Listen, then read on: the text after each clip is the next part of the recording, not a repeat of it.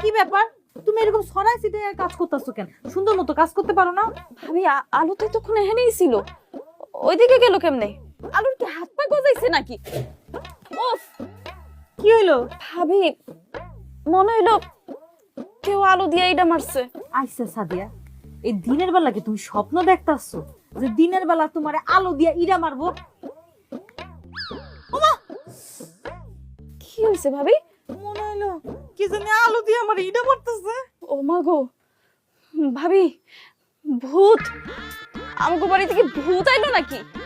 আম্মা, ভূতের মা, এবার তুমি বডি দাও তো, দেখি আজকে ভূতটা কই। এই কেডা রে?